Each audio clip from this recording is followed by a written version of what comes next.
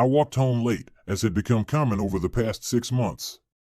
I was a little curious as to what I was getting myself into, as I noticed that there were 3 other cars parked in front of my house. Of course, I recognized them. Ben, George, and Jack had been my best friends for years. Heck, I had driven their cars hundreds of times. I wondered what they were doing there, since my wife knew I'd be home late tonight. Well, the discussion should be interesting. I could hear them whispering to each other in the living room, so I stopped by the refrigerator and got a beer. They'd probably been here long enough, and my wife had certainly already made sure to bring them drinks. Gathering my courage, I nonchalantly entered the room. My wife was sitting on the couch between Ben and Jack. George was sitting in a deep armchair next to the couch. With a nod of greeting to them, I walked over and sat in another deep chair across from the couch. "Dinner?" I asked carelessly. They stared at each other for a minute before Gloria seemed to gather her wits to tell me some bad news. Finally, she seemed to make up her mind and began to speak. "I'm sorry about this, Dave, but we need to discuss this openly. It's killing me to have to keep it a secret from you, and the guys are also getting a little unsatisfied with the time I can give them. I want you to know that I love you very much, and I want us to have kids and grow old together. I want us to eventually retire, travel as we always planned, and pamper all the future grandchildren we may someday have. I realize this will affect us a little, but we can remain husband and wife. The thing is, I've been having sex with Ben, George, and Jack for the last year. Sometimes separately, but mostly with 2 or even all 3 at once." She paused to gauge my reaction. I just stayed silent and took a sip of beer. "So, the thing is, sometimes one of them would take you somewhere to distract you, while the other 2 would come and have sex with me. Your companion could always let us know when you were getting close to home. That gave us time to get cleaned up and for the guys to leave before you got there. Unfortunately, we couldn't do it so you wouldn't get suspicious. The other thing is that I really like having all 3 of them at the same time."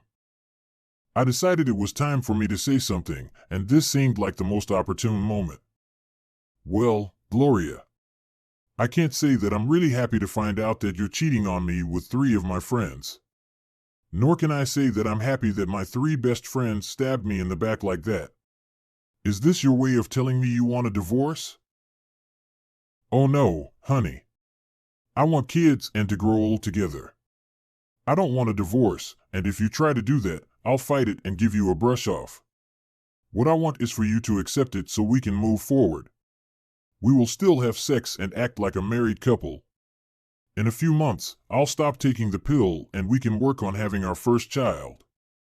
Everything will go on as it is, except a few times a week the guys will come over and have sex with me. Maybe you can even join us occasionally." I decided to splash some cold water.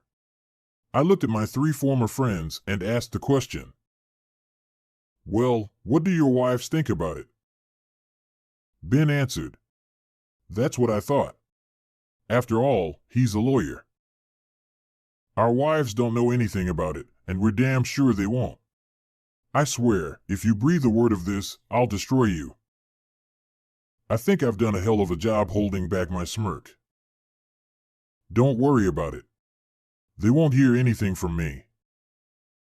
"Okay," Ben continued. "It's better for them not to know." He glanced at Gloria. She nodded her head for him to continue. "Okay, so here's how it's going to be from now on. Gloria discovered that she really enjoyed making love to more than one man at a time. You just can't satisfy her anymore. So, several times a week the boys and I will come in to make love to Gloria until we are satisfied. Then we'll clean up so our wives don't suspect anything. Once we're done, we'll leave, and you 2 can go back to being the happy married couple that you are. We don't care if you stay here or go somewhere else for the time being. If you stay here, we might let you join us from time to time. As for your sex with your wife, you can do it any day we're gone.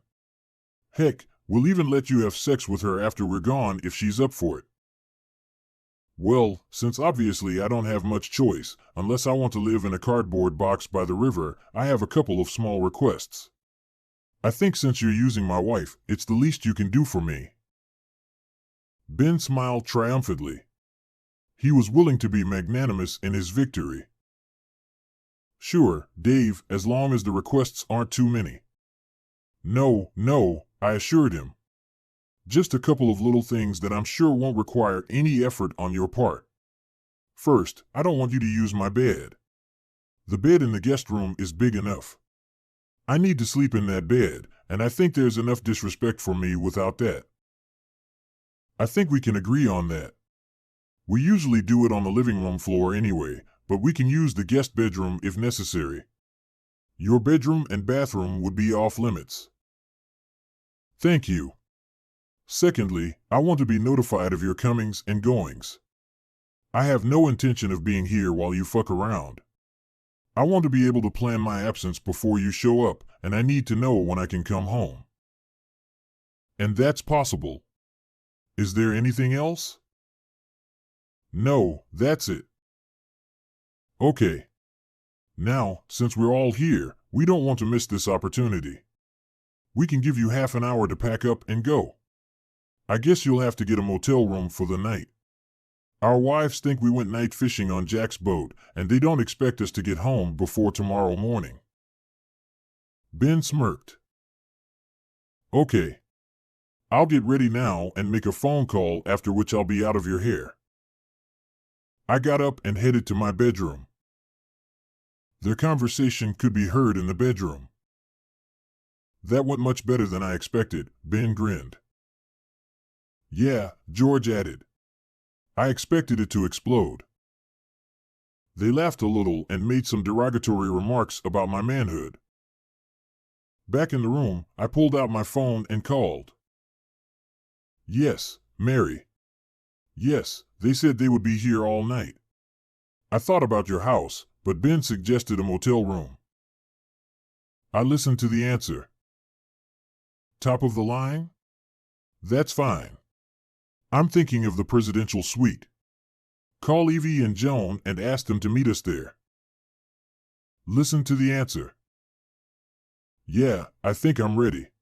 Don't bother trying to divorce or punish them. There are plenty of pictures and videos in the private investigator's report. They will tear you apart in divorces. Gloria, I'm not worried about you getting a divorce from me. You'll get almost nothing, plus I'll just move in with your lover's ex-wives. They seemed to really like me. I stared at their stunned faces for a minute. By the way, we have another agreement to make. Let's agree not to test any of the future children's DNA. You all might not like the results. Anyway, it's time to hit the road. I have 3 insatiable women to take care of. You all have a good night. With those words, I turned and walked out the door. On the way out, I wondered if there would be any repercussions from tonight's revelations. I mentally shrugged my shoulders. Ben was rich, and Mary had thoughtfully already paid a fee to the meanest, nastiest shark of divorce lawyers. We'll be all right.